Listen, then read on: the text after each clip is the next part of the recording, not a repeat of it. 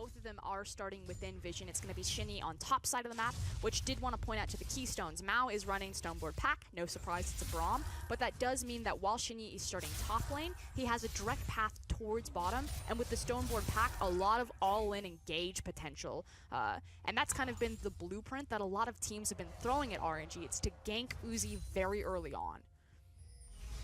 The big scare, though, is that that doesn't always work. Even if you do set him behind in kills, Uzi is so good at farming. There's also the fact that LGD seems to have a great read on that as well. Yeah. He also started top Raptor camp, so he has the same gank pathway. And if it comes down to a counter gank, who do you have your money on, Uzi or Loken? There is a ward that actually just faded away from JD on that blue buff, so they haven't quite seen LGD just yet outside of his initial start. Shinyi going for a very fast clear, smites early on his red buff. Yeah, that's the thing. Cho'Gath actually took Wolf Camp before directly going for the blue, so Shinyi will have inside track on grabbing this Scuttlecrat. And either if mid lane was pushed forward, ganking the mid lane, or walking bottom lane. Because again, Ming and Uzi are still very far forward. Ooh, and take a look at this from LGD. He's actually skipping his blue buff to race in. But he saw the movement of the Scuttlecrab, so he knows for certain that Shinyi was just here. Drops a ward in Pixel Brush to keep an eye on any potential movements. Immediately, Ming pulls forward and gets a ward into Tri-Bush. That's spotted out by JD.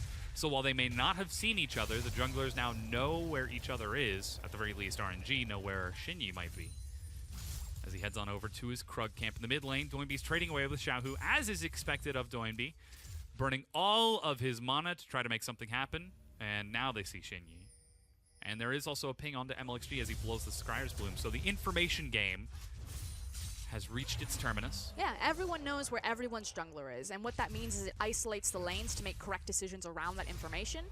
So for the mid lane, it's going to be advantage to Doinby because he is starting to try to bully around Xiaohu, use the trading patterns that Corki has. He's always just an aggressive laner. He can itemize defensively if needed, itemize offensively if needed. And for RNG, it's empowering the bottom lane. Uzi and Ming continuing to be pressured forward. LGD even going so far as to walk bottom lane and recall, taking the extra time just in case Shinyi were to show up. But taking a look at the summoner spells real quick, Doinby does have his teleport as well, so he can be a little bit more free with his mana usage. Interestingly enough from RNG, Xiaohu went for the heal to be safe. Uzi also matching with the heal, and Ming with the ignite. There is no exhaust. If Doinby gets to 6 items, how on earth are they going to deal with it? Crowd control? Pray. Okay. No, I mean, the thing is that Doinby, then it's still trying to go front to back, so you still have to deal with the big tanky Cho'Gath. meat line of Cho'Gath Renekton. as well as Renekton. So while it is very scary, there's still options, and it will come down to execution of these team fights. Okay. And again, if we're favoring, recent performance execution, you still have to favor RNG. They've definitely been very clean in their 5v5. Uzi is playing up to the potential and the standards that we've set for someone of his caliber. Xiaohu's still playing out of his mind. And Doinby, I feel like he's kind of going through Jekyll and Mr. Hyde, where some days you get, the heart and soul of Doinby. He's doing everything he can to lift the team up, and some days he just wants to watch it all burn. Mao steps in for some damage onto Uzi down here. We'll see if we do get Dr. Jekyll or Mr. Hyde in the mid lane. He does have that quirky, so he has the opportunity to be a little bit more reckless with his damage and his trading. The nice thing is that Corki has a pretty set build pass, so Doinby can't do one of his signature mad scientist build paths. Patented, yeah. The big scare is, are those crazy build paths Dr. Jekyll or Mr. Hyde? Hold on. As LGD on the invade snuck into the jungle to find Shinyi on his way back out and just chunks him out. And this is classic. LGD knows exactly what his responsibility is for his team. Xiaohu and Uzi will be fine if they're left to their own devices in the lane, so all he needs to do is contest the enemy jungler, place down vision, and deny Shinyi ganks on his laners.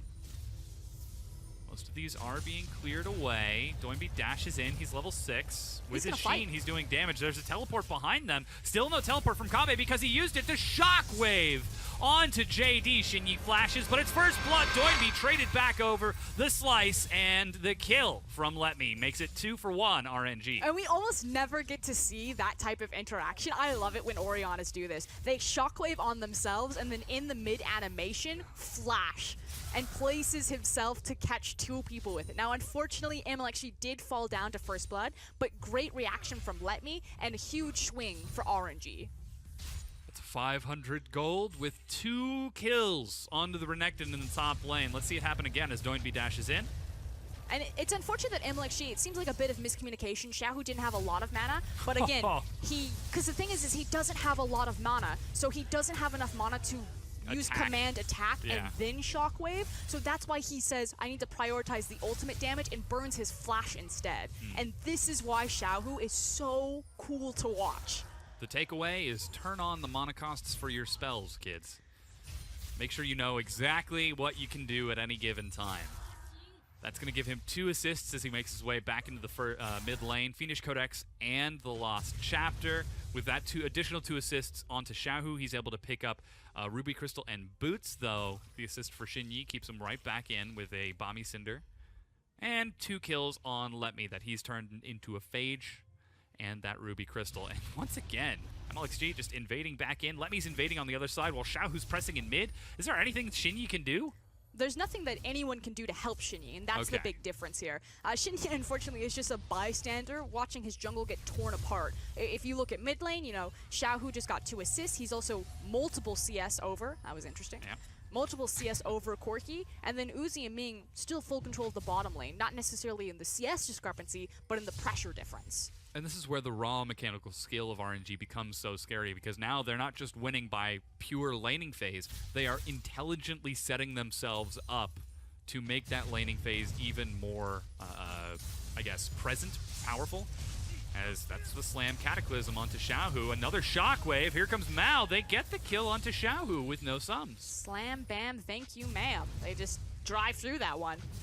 So Xiaohu didn't have his flash because he used it beforehand. So smartly, Xinyi says, where do we actually have kill threat on this map? It's in the mid lane to target the Orianna with no flash and makes the correct play. Despite MLXGP leashes the blue buff and is like, wait, oh, my mid laner's dead. Walks over to collect the minions. But the farm is mine. Yes. Happy day. Happy day indeed. That kill did go over to Xinyi. And we're closer to evening golds, though it's still an advantage for RNG as we're seeing Let Me start to open up a bit of an advantage over Kabe. First dragon is Ocean, so there will be slight onus to fight over it here in the early game. Not as much as a Mountain or an Infernal.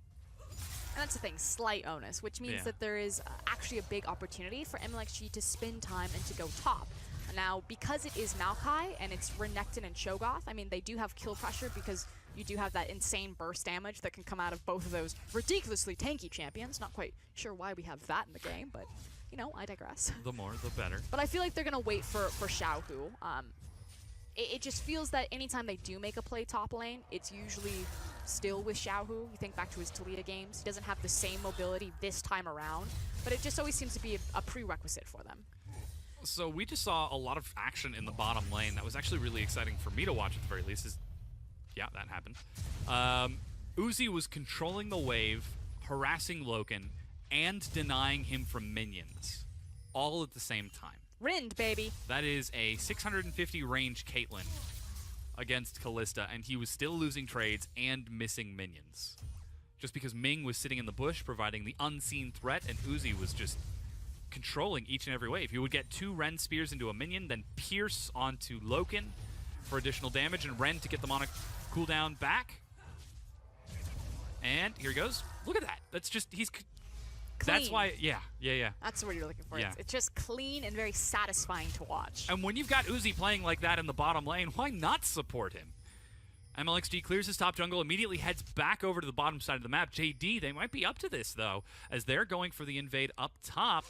Blast cone over the wall. But as these plays go through, it's the potential for RNG to trade up because they also have control over Dragon. But here we go top. Yeah, Uzi is backing away. He's actually stunned and concussive. I was just complimenting you, man. Come on. Pull it together, Uzi. They were prepping for the dive, too. He had flash and heal as well. And he stepped too far forward for the minions. That's just an oopsie. Alrighty, so they're going to take a little bit of damage from this turret here, but that means JD will be the ones who get first brick. Even Xinyi going so far as to take some hits to make sure they can continue dealing damage. Ooh, not quite giving all of the solo gold over to Doinby, but still, big advantage with that first brick for JD. And it just exposes, you know, one of the little weaknesses of RNG Yeah. is their hubris. You know, Xiaohu, if he knows he can kill someone, he's gonna try to do it. Uzi's very much a similar vein, but if not everything's quite aligned, it does leave them exposed in their aggression, and you can punish it. And this is why we keep, you know, giving a lot of respect to our bottom tier teams, because so much talent is injected into the LPL that even on the last place level, if you expose the Achilles tendon like that, they're gonna go for it. Oh, man. Absolutely hilarious. Uzi actually makes his way back towards the bottom lane. This looking at Mao swap towards mid before rotating back to bottom with the recall. It's BF Sword and Zerker Greaves. Uzi going for the standard Blade of the Ruined King while fighting over these Raptors. But the beautiful thing is that there's no pressure on Loken to fight right now, because both the Dragon and the Rift Herald have been taken. It's pretty much just going to be an extended lane phase, which means he's not punished for going the, you know, prioritizing the attack speed and the movement speed, as opposed to having the battle stats ready and available right this second. So still good tempo advantage to JD, even though it's simply been slowed down. They've got that Rift Herald, they've got that first brick. RNG will have sustained from that Ocean Dragon to trade, not to mention plenty of vision bottom as the Blade of the Ruined King and the Morellos and the Black Cleaver and the Cinder Hulk. Wow, that is like all of that synced up. That's impressive. If only we had something to fight over and use all of these item breakpoints. Wait, maybe we can dive a turret. Oh, no. It's Maokai, Corki, Caitlyn. So what this means now is that RNG know that they're strong, so they need to be manufacturing situations to use their strength, like these invades that we see MLXG pulling out on. Which is also why they need to pull Ming, because one of the primary things that you do, or you use to do that, is your vision control. So you need your support. You got it. The Cho'Gath animation whenever he's channeling is absolutely hilarious. The hands in the air, mouth wide open. I think his auto attack is pretty hilarious, that he like opens his mouth up super wide, but then he hits with his little... it with his hand, yeah. Like, what T-Rex uses his... He only has 2 fingers, all right? Just poking eyes. He can barely open a jar of peanut butter. How on earth are you expecting him to kill a minion? I'm just saying, if Tom Kench uses his tongue to attack, because that makes sense, I think Cho should use his mouth a bit more. He can also play his tongue like a banjo, which is quite impressive. I put that on my resume. Oh, man. Winner of the 1995 hot dog eating competition. Is that how you pick up all the girls? No, that goes on the resume. That's how you get the. That's how you land it. Land the job. Maybe you should take that off the resume. Don't put that on the resume. Okay. So while RNG do have the options to fight, they steal away the blue buff, get a quick recall, and fight over vision. Classic communication. It's clear. Oh wait, there's a scuttle crab. We're standing right on it. And that's also why MLXG is hiding up in the wings here, just making sure that Uzi can farm safely and doesn't have a package flying behind him. Yeah, you're exactly right. It looks like RNG were JD were potentially setting up a dive, but OMG uses the Herald, drops it mid. Yeah, and this is the thing, the fact that...